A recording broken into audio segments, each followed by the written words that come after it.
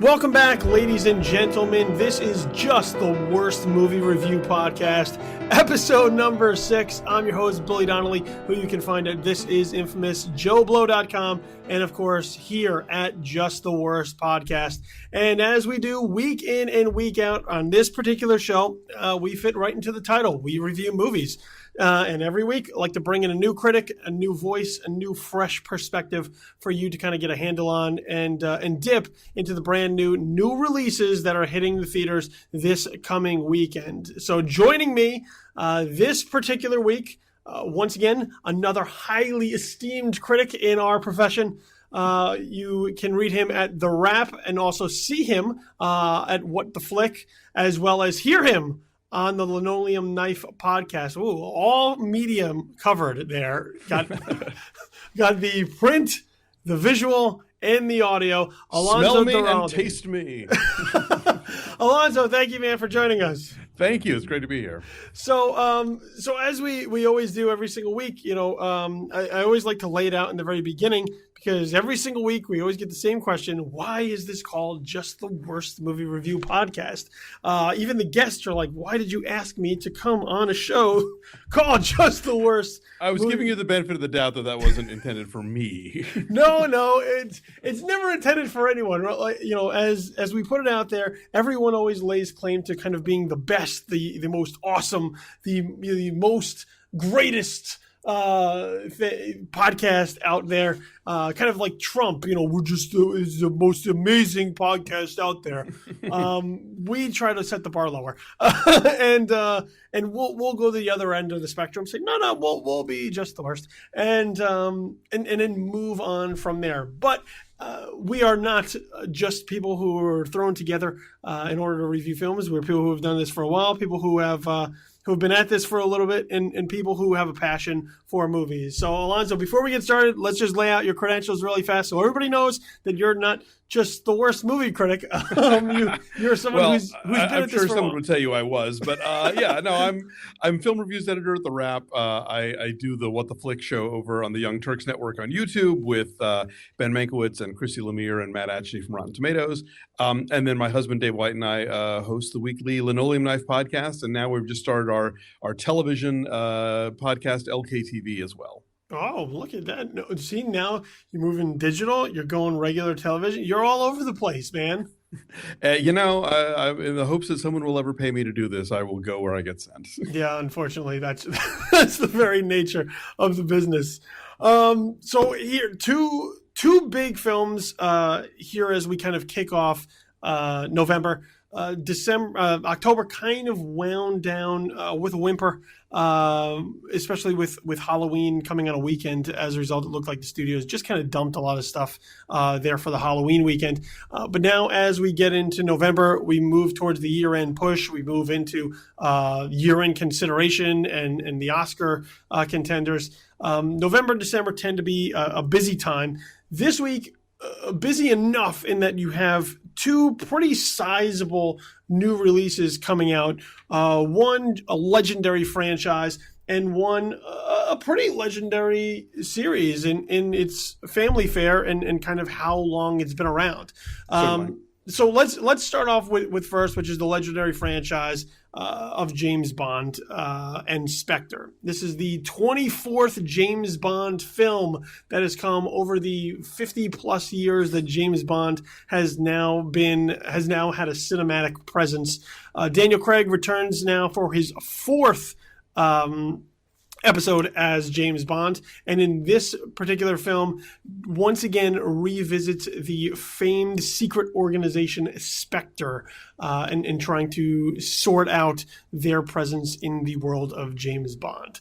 Once again, this follows on the heels of Casino Royale, Quantum of Solace, and Skyfall, with Sam Mendes back in the director's chair. So let's just get right into it, and before we get started, spoiler warnings here as we talk about Spectre. There's a lot of stuff in here that I think in order for us to discuss what works and what doesn't work, we're going to need to get into some of the little itty bitty parts that make up this entire film. So if you haven't seen the film yet, or you're hoping to go in fresh, either cover your ears for like the next 20 minutes and just la la la la la, or fast forward, or wait until after you have seen Spectre in order to hear our thoughts on these particular elements. So, Alonso, let's get right into it. Spectre, what did it do for you? Well, it's interesting that you listed off the 3 previous Daniel Craig movies, because the 007 series seems to be heading into sort of a Marvel Universe direction in terms of expecting you to be up on the previous movies. You know, I think, say, in the Roger Moore era, when you went to see The Spy Who Loved Me, you were not necessarily expected to remember plot elements from The Man with the Golden Gun, but they're really making this kind of a self-contained arc here. So stuff that happened in Quantum of Solace and stuff that happened in Casino Royale is very relevant to the plot here and is mentioned very specifically. And so it kind of ties it together in a way that's different for 007. I don't know that it's better or worse necessarily, but it's a change in the overall kind of way they're telling this guy's story in terms of not just having this series of discrete adventures, but trying to sort of build a character, as it were, over the course of the movies. You know, coming off of Skyfall, which is, I think, one of the best Bond movies ever made, this one is inevitably a bit of a letdown. It's fine. It is, I would say it is median level Bond in terms of delivering, you know, the big action set pieces and the quippy dialogue and the you know, the sexual tension, but it didn't blow me away. I just sort of left thinking, well, that was a Bond film, and it gave me my minimum daily requirement of 007. I think you're a little higher on the film than I am. You know, it is interesting you bring up the point of kind of how the Bond arc exists now, since kind of this restructuring of Bond, you know, after the Pierce Brosnan films kind of said, well, let's take him in another direction. They kind of gotten very kind of jokey, a little campy towards the end of the Brosnan films. You know, the invisible car and the ice palace, like some of them seem to be focused Denise Richards as a nuclear physicist. Yeah, it seemed to focus a little bit more on the ridiculousness of, you know, the gadgets, the coolness, rather than kind of the, you know, rather than kind of the spiness of it, and then kind of following in the footsteps of The Dark Knight, as kind of all these franchises did. They were like, well, how do we get it darker? How do we get it grittier? How do we place it a little bit more in a realistic world? And yeah, it deviates from what we've seen previously with Bond, which is basically like, here's a Bond film, moving on. Here's a new Bond adventure, moving on, and no real tie-ins to them. Here, you know, starting with Casino Royale, you kind of have now across these 4 films, and maybe even moving forward, if Craig comes back for a 5th, you would have this overarching kind of story that has its fingerprints on each individual film. I thought that was a little bit of lazy storytelling here, because it does call upon these other films by really just kind of telling you about it. It's like, hey, remember when we did that?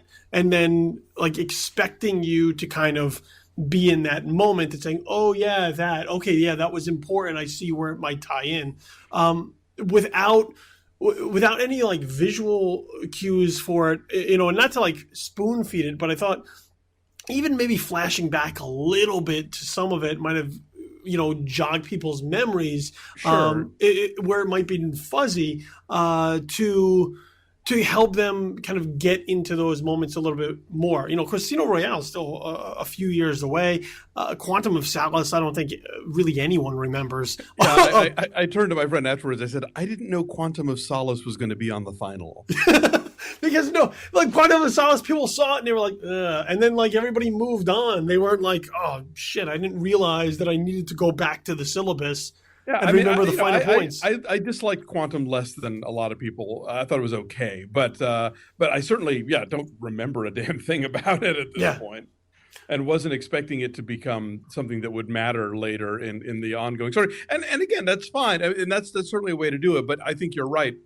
If you're going to loop those together, for the benefit of people who have not committed these movies to memory or saw them once years ago, or maybe even didn't see them at all, you could have, I think, more visually provided a bit of a link between those films so that it's not just dialogue exposition and literal like photos tacked to a wall, you know?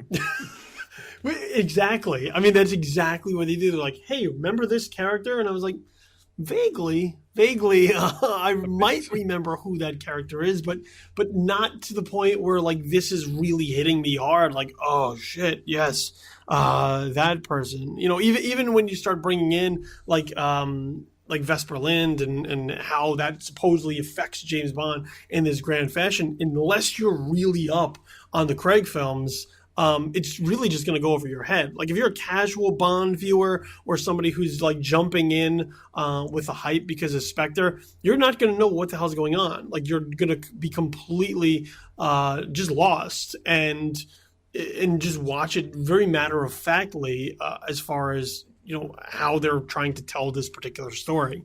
Right, but again, that is sort of the Marvel thing right now. Like Yeah. there's the assumption that you saw the Hulk movie and that you have you've kept up with all the Captain America and Thor stuff between Avengers, you know, things, and so we can have a tossed off scene with this one character, and that will have some resonance for you. But yeah, I think with Bond, I don't know that they have earned that in a way. I mean, not that people don't love the series and follow the series, but I think that the idea of there being a canon to all this is a relatively recent development. As far as the overall fill is concerned, I thought this was one of the weaker of the Daniel Craig films. You know, I really only think that from the Craig Bond films that there's really only one tremendous film, and that would be probably Casino Royale. Really? You know, I think maybe it has to do with it being a different take on Bond, again, kind of refreshing it, rebooting it a little bit while keeping some of those elements. But I found myself with Casino Royale, that was really the one that I was most engaged with. Quantum of Solace, I found like ridiculously dull and just never found myself getting into it. And Skyfall, I really only find it to be like half of a good film. The second half really kind of lost me.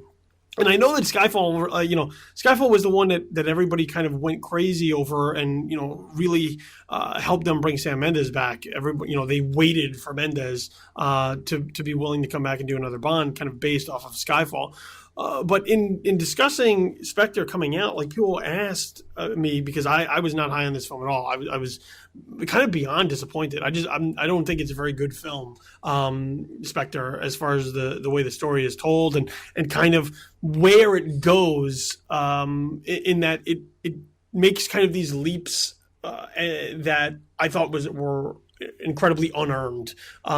Things that it incorporates into the story really just kind of matter-of-factly without any sort of build or any sort of logistical way of getting there. When I walked out, I was like, this to me felt like the Star Trek Into Darkness of James Bond. Well, it's funny that you mentioned that, because I think certainly what the movie treats like the big shocking reveal is as badly kept a secret as the idea that Khan was going to be the bad guy in Star Trek Into Darkness. Exactly. Where, you know, that was like ta-da-da, and no one cared. It's meant with like, well, yeah, okay. We sort of saw that coming, you know, and that's sort of the same deal with the big reveal here. Well, even then, like I remember watching Star Trek Into Darkness with a crowd of people, and when this idea that Benedict Cumberbatch as, you know, John Harrison, quote unquote, is Khan, it's kind of this throwback, wink, wink, nod, nod to fans. And if you're a fan of Star Trek, going back to Star Trek II: Wrath of Khan, you're like, oh, and then it didn't really land. It was kind of just like, hey, like nudge, nudge, and you're like, oh, well, I guess that was kind of cool. But if you had really no connection to that film, it meant nothing to you. They were like, my name's Khan. He's like, you're like, okay, James Khan. Yeah, you're like, what's the big deal? So here, you know, you have a kind of a similar thing where you have this character played by Christoph Waltz, who is kind of this a shadowy figure in a shadow organization, whose identity is very much kind of left over. He's known as Franz Oberhauser. There's some kind of history there with James Bond. James Bond seems to know him and have some kind of connection to him. But you also have this period where he disappears for most of the film. Right. And then when he kind of just comes back, once again, it calls upon these other films. He's like, well, I did this and I did that and I did this. And you're like, but in this film, you really didn't do much. And now that you're revealing to me your true identity, it doesn't really mean anything to me.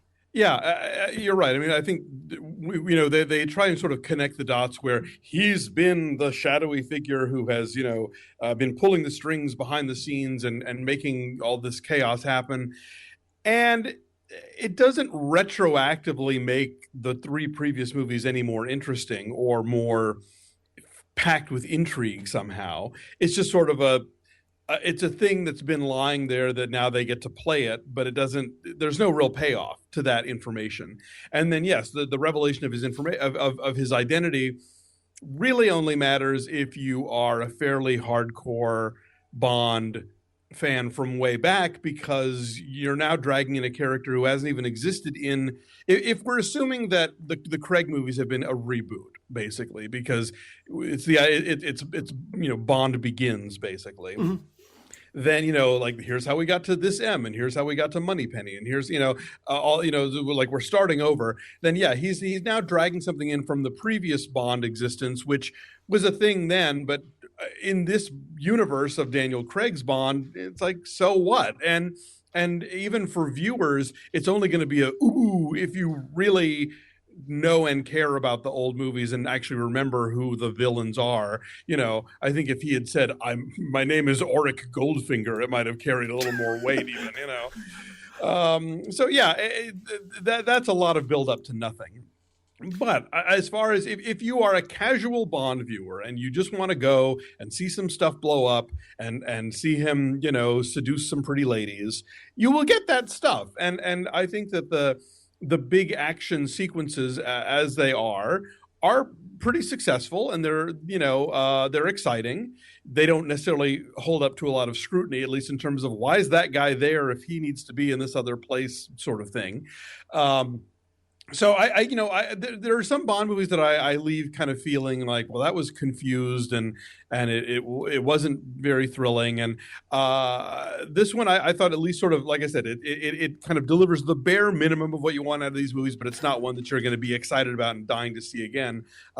Whereas I would put Skyfall in that category. Skyfall was probably the first Bond movie I saw twice in the theater in I don't know how long. I thought that one really delivered, not just for the sort of pleasures of Bond, but also, did work in some character and background and backstory stuff in a way that felt satisfying and rich and did feel like that it had a payoff. And this movie just sort of seems to be kind of trying to get us to another place of that sort of thing happening, but it's kind of too little too late, because if I had felt like the other movies were building to this more, then these revelations would mean something, but it feels very after the fact. It's sort of like when they bring a new writer in on a comic book and he kind of reads the old ones and figures out, this was never explained, so now I'm going to provide an explanation for it, and it's going to be really, it's going to blow everybody's mind, So it feels very after the fact, retrofitted, like, what can we do here to connect these dots? Oh, I know, we'll say this. Yeah, I think it's a good point, is that if it felt like you're starting with Casino Royale, that this was the end game and there were little things kind of dropped here and there. I mean, there's some kind of mentions of maybe this greater power or this greater organization, but it's never really tapped into, and they couldn't, there were all the legal ramifications of whatnot, and, they didn't really get their hands on Spectre and particular characters until after the fact, until after really Skyfall, where then they could say, oh, well, now we have it. Like that's what they felt. That's what it felt like. It was like, well, now we have it. we might as well use it. Rather than like, Be ashamed not to. Yeah. Like rather than say like, well, what if we just hold on to it and then make it mean something later? So as a result, there is no build towards it. It does feel like a retrofit, like just like, well, we have it, so let's just tack it on. And really, that's the way it comes across when you're watching it. Like you said, if you're a hardcore Bond fan going back a long ways, you'll recognize some of these, and once again, you'll be like, oh, okay, that's kind of cool. But I don't know that coming out with that reaction, you're going to feel that it does anything for you in this film other than kind of tap into that nostalgia of saying like, oh, I remember that, or oh, this means something in the greater scope of Bond, even though in this particular film, it doesn't mean anything. Right. I will agree with you. Even with the problems that I have with Skyfall, I did at least have fun watching Skyfall for a great part of it. I never really had fun watching this film. I thought it was kind of flat, and it just characters kind of just show up, and you're never really given any understanding of who they are or why they're around. That I think even when you look at somebody like Dave Bautista, who really had a breakout with Guardians of the Galaxy, and here shows up as Mr. Hinks, who I think you only really know that because that's how he was listed in the credits. But in the film is a guy who doesn't really say anything, shows up and kills a guy, and then 30 seconds later is engaged in a high-speed chase going after James Bond. And you're like, what is this dude doing here? What is his purpose? What does he mean in all of this? Is he just another kind of henchman? Yeah, I think clearly he's the number two guy. So he is your odd job or your your Jaws. So I'm okay if the number two doesn't talk. If as long as we've established early on that he will kill you in 2 seconds, and they definitely, I think they do that pretty effectively, and that he gouges somebody's eyes out using little metal pads on his thumb. Yes. He's effective, and he as a presence on camera in the frame, he is intimidating, and so you know that this isn't going to be some flunky that Bond's going to mop the floor up with. Like, he's going to have to break a sweat to really take this guy out. There's a coolness to him. I like Dave Bautista. I'm a wrestling fan, so even going back to that, like I know who Dave Bautista is, and I dig him as a dude. And having seen him in films before, and once again going back to Guardians of the Galaxy, like I appreciate where he's going as far as his career is. I just, in this particular instance, you have kind of this interesting introduction as to who he is, but then he just seems to kind of be thrown into the mix. And even when he shows up later, he just shows up. He's like no different than like a horror icon like Jason, who just like all of a sudden you're like, well, where the hell did this guy come from? Yeah, that second appearance is annoying in a couple of ways. One, in that you're right, he just sort of randomly appears. Like, how did he know? How did he get there?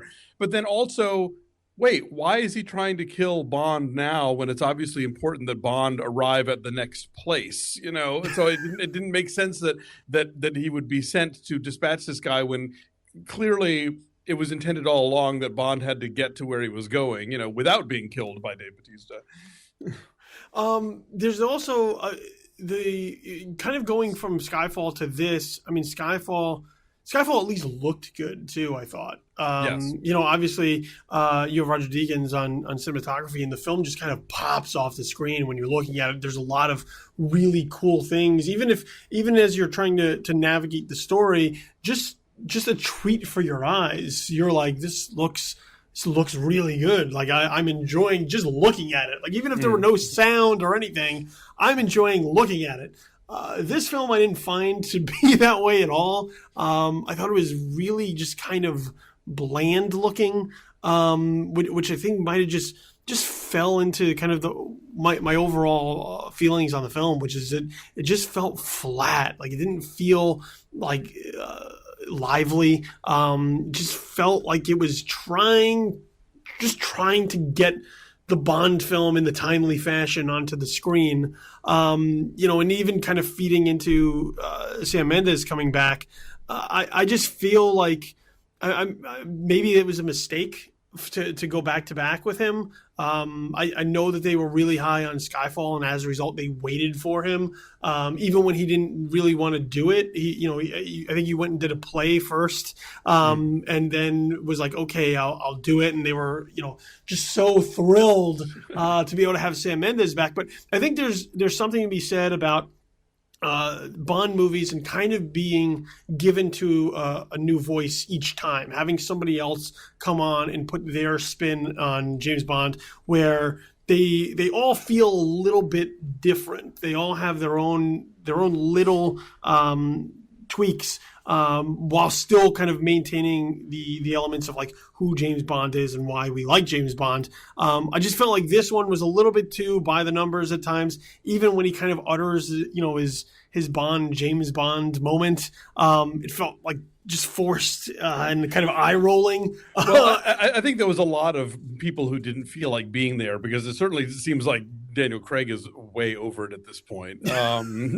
So yeah, I mean, you can occasionally pick up on a certain lack of enthusiasm. I don't know that I agree with you. The film looks terrible. I mean, I thought the Day of the Dead set piece at the beginning was pretty vibrant, and it felt like, like the carnival sequence in Man with the Golden Gun. Wait, is that no, Live and Let Die. Sorry, there we go. They're all blurring together now. I liked it's weird. I thought the sort of mountaintop clinic where he goes to and meets Léa Seydoux was this really cool looking kind of glass box in the middle of the Alps. But a little shocked that then they didn't give us a ski chase. Why put Bond on top of a mountain if he's just going to take the funicular down? That seemed like a missed opportunity. I don't know. This movie didn't. I was never angered by this movie. I was never sitting there thinking, "Oh, what are you doing? This is so wrong." But at the same time, I was never exhilarated by it either. I mean, there were a few moments of where things were exciting or thrilling or whatever, but there wasn't this sense of, oh wow, they're really telling me a story here that's really cool. And I found myself having to say, wait, what was the clue? How did they get from point A to point B, and what are they going after? And that wasn't mapped out as well as it's been in other movies, I thought, and that's a big problem because. We know what we're getting when we go into a Bond movie. It's been 50 plus years. We have a basic idea of what the structure is going to be, but you at least have to kind of draw us a roadmap of why is he going from Paris to Marrakesh to Helsinki. And this movie, I don't know that it really drew those lines for us as sharply as it might have. I think this is. Whether you find it, whether you're as disappointed as you were, or whether you're just kind of like, this was okay as me, this is decidedly at least second tier Bond. And I think Mendes did a great job on Skyfall. This one does feel a little bit more perfunctory, but also Craig feels that way. So maybe it's just there's a whole lot of let's just get this done going on. And it's written in a way to, if this winds up being Daniel Craig's last one, it's structured in a way where he's got an out. I think he could come back or he could not come back. The way this movie ends would make either work. Yeah, it's weird how no James Bond ever really seems to end on a high note. Everybody kind of leaves. They leave, and you go, it was time. That seems to be how every Bond kind of departs. Is that it was just time. Like the franchise wore them out. It was the last one was not as good as the previous ones. It's just time to move on. And I think, I like Daniel Craig as James Bond. I think he works for all the criticism that was put into him landing that role. I think he's done a pretty good job of owning it over the course of the films, whether or not I've liked the films. I think that sometimes he's been better as the character than the films have served the character. Sure. And I think I wish that he would get maybe one more shot at it, one more shot at the title, so to speak, in order to deliver what I think is one beginning to end fantastic Bond film. Like I said, Casino Royale to me was the best of his four. But even then, going back and watching it, especially, kind of going into the Texas Hold'em stuff and whatnot, it quickly feels dated. In certain respects, there are certain things that I don't think have held up over time. And I wish that we could get like just one really good one out of him. And I don't know whether or not he's game for it. But as you mentioned, I think there's a lot of threads that are kind of left hanging if they want to continue on with them and keep working with them, that there is an avenue for him to have at least one more fifth go round to try and kind of nail it. I will say that the Bond universe that these movies have created, I like in terms of the supporting players. I really like Naomi Harris's Moneypenny. Mm-hmm. I loved Judi Dench as M, and now I'm enjoying Ralph Fiennes as M. I really like Ben Wishaw's Q. I really like Rory Kinnear. So even if somebody else steps in now, that supporting cast is very strong, and I think that represents a good direction for where this is all going. Whether or not Craig comes back as 007, I'll be happy to see those folks back in those respective roles, assuming they stay on.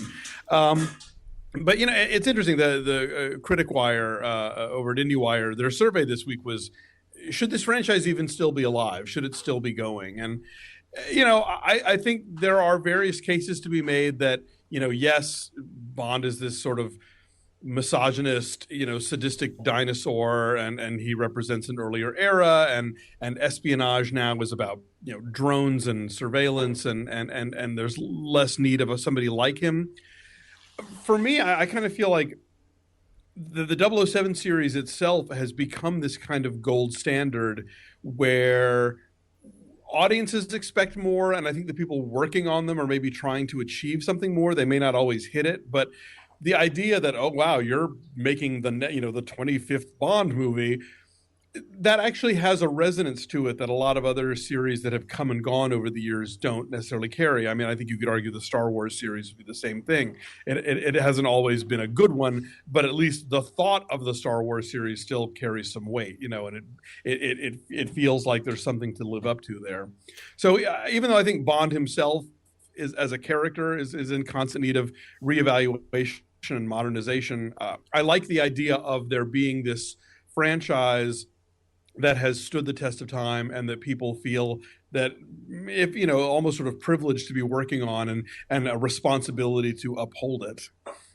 Yeah, I think that I could absolutely agree with that Bond has been kind of one of these cornerstones over time, and there are very few of them. Even if you look at quote unquote franchises now, you look at what's been around for a long time, and some of it would surprise you, because even the ones that we love quite endearingly, they only have a handful of films. You look at something like Indiana Jones. There's only 4 of those movies. You look at Back to the Future. There's only 3 of those movies, and they're probably not going back. Ghostbusters there's 2 of those films, and with a third to be added.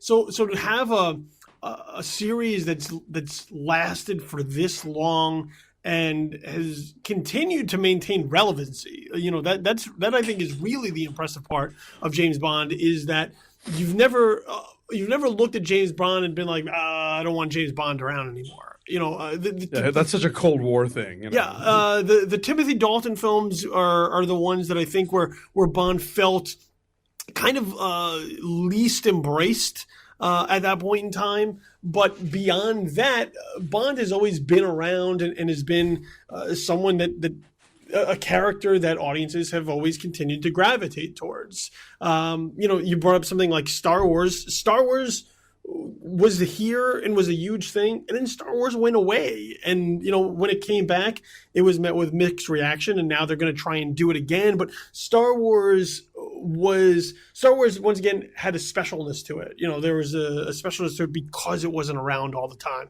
Bond has been around all the time, and they're still maintaining some of this specialness to it because of the fact that he's been around all the time. You look at right now, Fast and Furious is like the longest running franchise that we have going, which is mind blowing on a number of levels. And you're like, how did this even get up to number 8? I think Bond has continued to maintain some relevancy. I would agree with you that every once in a while you just kind of go back in and get back under the hood and say, well, we gotta tweak it a little bit. We gotta fix it a little bit for where we are now. I'm not one to say like bye Bond. I just think after this film, there might need to be once again another bit of a re-examination as far as where did this one kind of go awry and how do we course correct. Yeah, no, I agree with you. It would be nice if we could get Daniel Craig back for one more, just to sort of let him leave on a higher note, because that's true. The history of the franchise has been people sort of being ground to dust by these movies, and by the time they leave, they're sort of crawling. I suppose I imagine even after Diamonds Are Forever, they would have happily gotten Sean Connery back, but he was quite fed up at that point. But you look at Roger Moore, certainly. I think by what was it, View to a Kill? Yes. Wait. Well, whichever his last one was, by that point it was like, okay, we're Octopussy, yeah, we're done here, So as far as Spectre is concerned, Alonso a little bit higher on it than I am, but even still not 100% sold as a fantastic Bond film, kind of a middle of the road Bond film. For me, I'm a little bit more sour on it. Look, you're going to see it regardless because it's Bond. But I think as far as even just the Craig films, it is on the lower end of the spectrum. So if you were one of those people that walked out of Skyfall, kind of blown away, I don't think you're going to meet the same results with Spectre. I would also recommend maybe going back and reading the Wikipedia page for Quantum of Solace, just to remember what happens in it. Yeah, just do all your research, study before you go into Spectre. It's probably one of the first times where people have actually been told, like, you have to study to make sure you know everything that's going on. And don't write us letters. A View to a Kill is the last Roger Moore one. All right, let's shift gears in a completely different fashion and move on to the other big release that's hitting theaters this weekend, and that would be the Peanuts movie. This is actually the first feature film based on the Peanuts characters in, I believe, 35 years. And is the fifth full-length feature film that was based off of the Charles Schulz comics. It's funny, we were talking about longevity, and it occurred to me that 50 years ago, people were having kind of the same conversation because Bond was hot, and the Charlie Brown Christmas special premiered. So, yeah, we are dealing with two very long in the tooth, or at least, long beloved franchises is how we're going to look at it. So here you have Steve Martino directs the Peanuts movie, which once again brings the band back together. The whole crew is there in a computer animated edition of Peanuts. This isn't all hand drawn as we remember back with the Great Pumpkin and Charlie Brown Thanksgiving. This is CGI. Computer generated with some hints though of hand-drawn animation to kind of give it a little bit of an old school feel.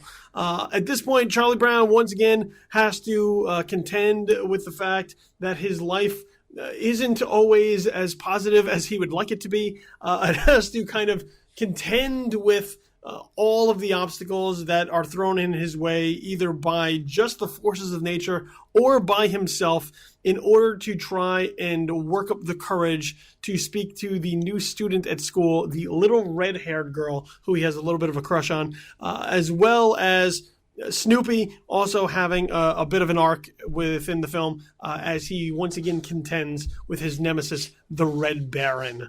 The Peanuts movie, Alonso, how did this one sit with you? I have to say, I did go into this with a lot of trepidation because I'm a big fan of the strip. I mean, I still quote it all the time. I think it's one of the great kind of it's a great piece of American 20th century culture, and I'm a fan of the the TV specials and the original theatrical films a lot. So the idea that we were going back to this with Schultz not being around to write it or supervise it, from the director of one of the Ice Age movies, I was I have to I had a lot of qualms, especially because the original Peanuts, in all of its iterations, there's a lot of failure and disappointment and melancholy about them, and that's what makes them so great. And you don't get a lot of that in children's media these days. Outside of Pixar, everything's very shiny and happy and upbeat and hoop-de-doo. I have to say, I think they pretty much got it right in this movie. There is, Charlie Brown is still a lovable loser, and he still tries hard but fails and is called on it by the Lucys of the world. And even the 3D animation, which I was also nervous about, wound up. I kind of rolled with it after a while. I realized, okay, this is what they're going to do when they're not being too obnoxious about it. I mean, Dave and I do special episodes of Linoleum Knife where we do commentary tracks for movies, and the most recent one we did was for Snoopy Come Home, which was the second of the Peanuts features.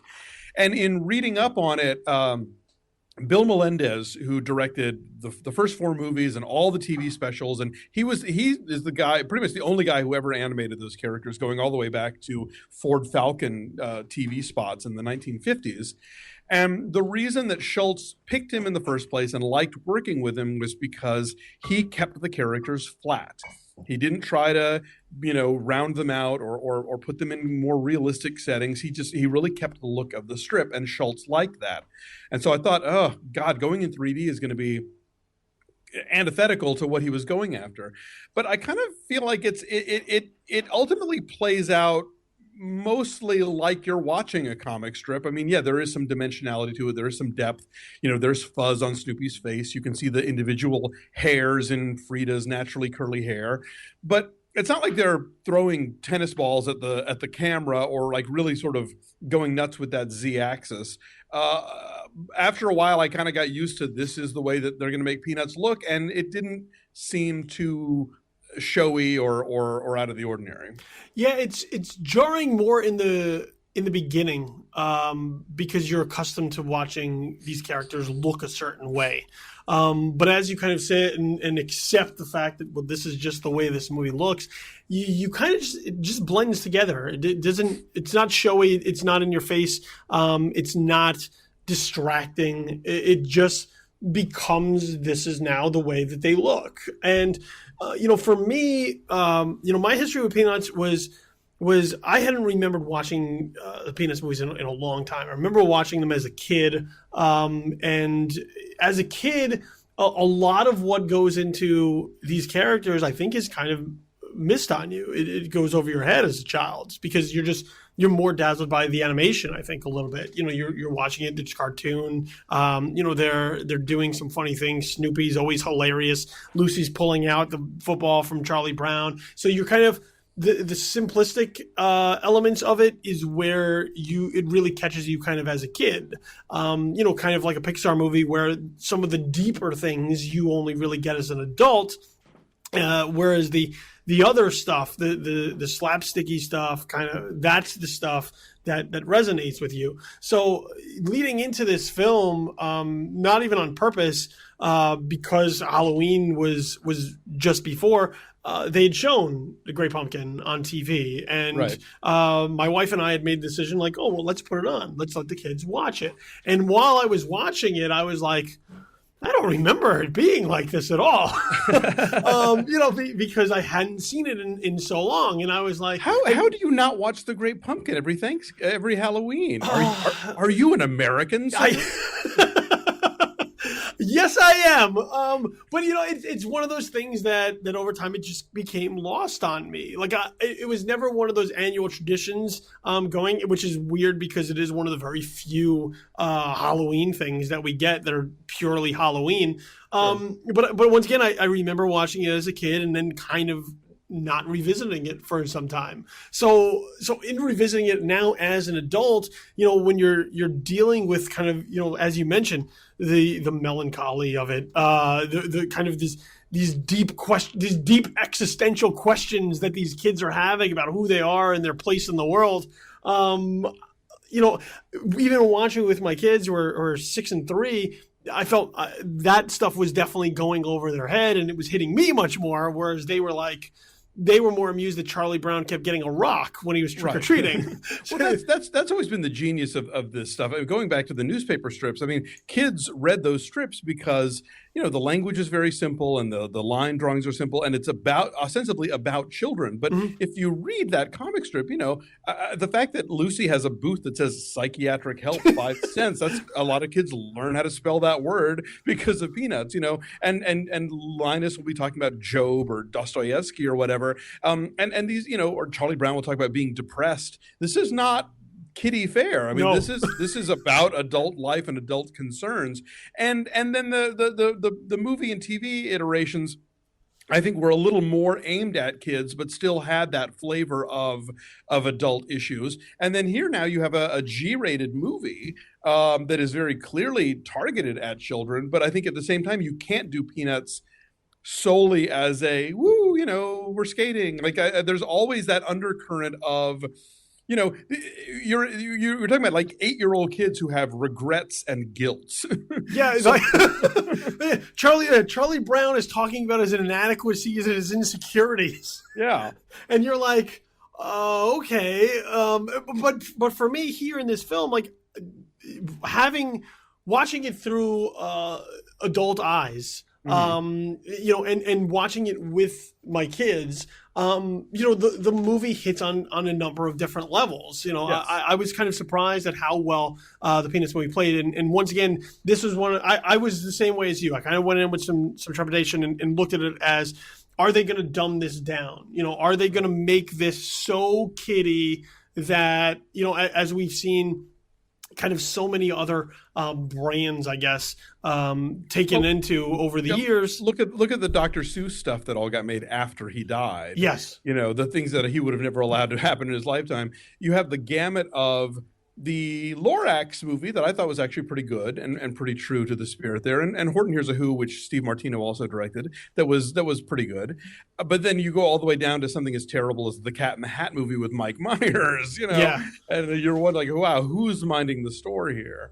Yeah, I mean, we have had these things over the years that people have called upon because they're popular, because everybody knows them. And then once they get it on the screen, it's not that it taints what it is, but it completely misses the point of why these things have stood the test of time, why they're so popular, why people love them so much. And I think that was my fear kind of going into the Peanuts movie was like, is that going to happen again? Are they going to completely miss the point of what makes these characters so engaging, why people have watched them for over 50 years, why Snoopy is on the MetLife blimp, why these characters have been around for so long. And what I found was that they really kind of nailed a lot of that. They nailed some of the kiddie stuff that allows it to play for children without it being too dumb, like it's not just like poop and fart jokes that are going to get cheap giggles. There's some really interesting stuff here that the characters are engaged in. And, you're talking about a G-rated movie in 2015. 5, 6, 7-year-olds don't know about the Red Baron. That's over their head. But although he is referenced early in the film by Linus, and like they give him sort of one line of exposition in a very subtle way that works, I think. But you mentioned about the poop and fart jokes. Yeah, so much of today's kid animation, they rely on that stuff, or these really transitory pop culture references that are going to be dated so quickly. And I appreciated the fact that they kind of kept the Peanuts universe intact in terms of, you don't see any computers in this movie. Nobody's got a cell phone in this movie. The kids aren't playing video games. They're ice skating and they're playing baseball or whatever. You can maybe point to the Meghan Trainor and Flo Rida songs on the soundtrack as having been a miscalculation. And you know, I wasn't crazy about them, but they didn't make me angry, you know, because there's also some Vince Guaraldi in there too, you know. So you know, there's been an effort, I think, to kind of to not turn these characters into Poochie, basically. Yeah, I would absolutely agree. I think what the film manages to do really well is call upon what has made Peanuts so good for so long, while also being able to examine some new territory with them as well. You know, it's not once again casting everything aside and just trying to do everything on its own, and it's also not just nostalgia. Like, let's just do the same thing that has always been done, and Sure. we'll just put it in 2015 and slap the Peanuts name on it, and we'll call it a day. I think here there's a real careful effort made to kind of bring both of those worlds together. So you kind of have this mishmash of old school and new school together that I think allows it to play for people who have loved Peanuts for a long time, as well as a new generation, people who have never been exposed to Peanuts, people who very at a very basic level know who Charlie Brown and Snoopy are. Right. And that, I think, is kind of where this film impressed me the most, is that it did that very successfully and made it fun to watch, I think, for older audiences as well as younger audiences, much in the way that a Pixar movie would do, that it gives a little bit of something for everybody, and doesn't play to the cheap seats. Yeah, no question. And I think that if you are an old school Peanuts fan, unless you're really, you know, hardcore about, oh, how we shouldn't see the little red-haired girl, she should always be off screen, you know, I think that you'll find yourself charmed by it. And if you only know these characters because they come on at Christmas every year, you know, you'll enjoy it for that as well. And you're right, the screenplay does. There are some callbacks and some reminders of, oh, you love this joke, you know, before, we're going to do it again, like the dog germs. But Yeah. they go out of their way, I think, to throw in some new gags that work with the characters and work with the world that where this exists. And yeah, I think it plays. Yeah, I mean, there are those callbacks. There are those moments that make you remember some of the older Peanuts films, some of the older stories. I mean, even they're in the dead of winter, and Charlie Brown's still making a point to somehow go out onto the baseball field and pitch as if this is going to end up any differently than it has before. And that's also, I think, part of what I loved about it too, is that it is the same old characters in a number of ways. There are many instances where they give you hints that maybe things might change. You know, there's a little bit more of a hopeful approach, I think, than some of the previous Peanuts films, which are very much stoked in like real life problems. Here, there's a little bit of a light at the end of the tunnel kind of feel to some of it. They don't always give it to you, but it is at least there, so that while you're watching it, you go, well, while I do have problems, and while I do understand what Charlie Brown's going through and what some of these other characters are going, at least this film leads me to believe that it's not hopeless. Exactly. Which I think is what some of the other previous Peanuts films have done, for better or worse. Sure. But I think this one has a much more optimistic take, I think, on the characters. Yeah, it's a fine line to sort of give you that upending, but at the same time not completely ignore the basis of how these characters work. You know, if you want to watch your children cry sometime, show them Snoopy Come Home. It's a great movie, but oh my God, it will put them through the emotional ringer. This is not that, for sure. Well, that's a warning, though. So only if you're feeling sadistic and really mean should you put Snoopy Come Home. Or maybe they have something in their eye and you need to flush it out. I don't know. No, Snoopy Come Home is great. I definitely endorse it, and I think that kids should be exposed to sad stuff. You know, in the same way that people get vicarious pleasure out of horror movies, and that they get to experience fear in an atmosphere that's ultimately safe. I think that it's important for kids to be able to tap into sadder things in a context where it's not really happening to them. No, I completely agree with that. I think right now we have especially when we talk about like family fare movies for kids, so much of that stuff has been sanitized to make it feel very safe. Want everybody to feel okay while they're sitting there. We talk all the time about where society is, and trigger warnings, and trying to protect everyone and make sure everybody's in the bubble, everybody's sheltered. Peanuts movie doesn't do that at all. It is willing to tap into some real life emotions and some things that I think kids aren't really forthcoming with or encouraged to express anymore. Whether you're talking about sadness or insecurity or jealousy or things like that, kids feel that. It's not like it just went away or we pretend that it goes away. And I think the Pixar movies do that. I thought even the Goosebumps movie recently at least kind of tapped into sort of this old school 80s mentality of like, well, at least let's scare the kids a little bit. Which is what we don't get so much anymore. And here, I think with the Peanuts movie, it was willing to tap into some emotions that, while kids don't express it, they are experiencing it, and that's a good thing. Yeah, no question. And if you got through Toy Story 3 without crying, you're a monster. You're a holeless, soulless, dark being. All right, so there we go. The Peanuts movie, a delightful film, and surprising that they were able to pull this off. I'm still surprised. Yeah, definitely. I was also surprised. So the Peanuts movie, 2 very high recommendations, both from myself and Alonso. And then going back to Spectre, the most recent James Bond entry in the canon. For Alonso, a little bit higher of a recommendation than me. I say it only if you really feel the need to kind of be a completist in your James Bond viewing. Do you absolutely need to go see it? I think otherwise you might be walking into some disappointment. I'm in the firmly okay camp. It's not a bad place to be. Middle of the road is not a terrible place to be. It could be worse. Literally, it could be worse. Always. So those are the 2 films this week. And Alonso, thanks, man, very much for joining us for this particular episode. Tell everybody where they can go ahead and find you on the interwebs. Sure. My reviews are at therwrap.com, THEWRAP.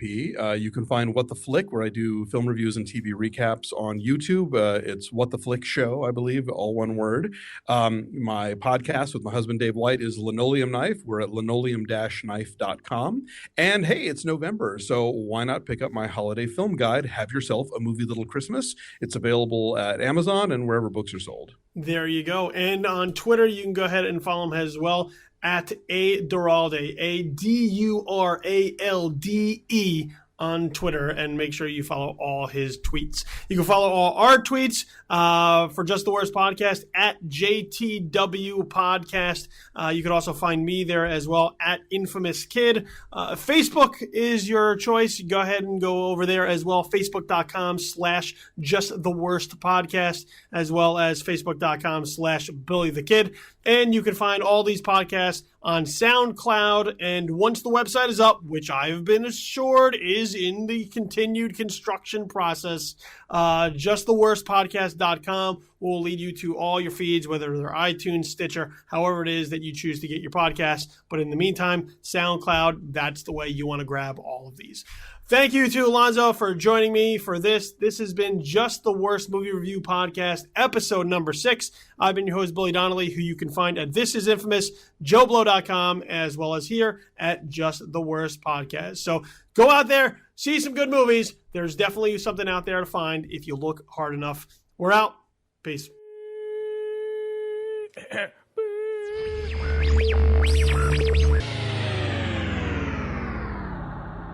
Just the Worst Movie Review Podcast, episode number 6, has been a presentation of Just the Worst Podcast Media.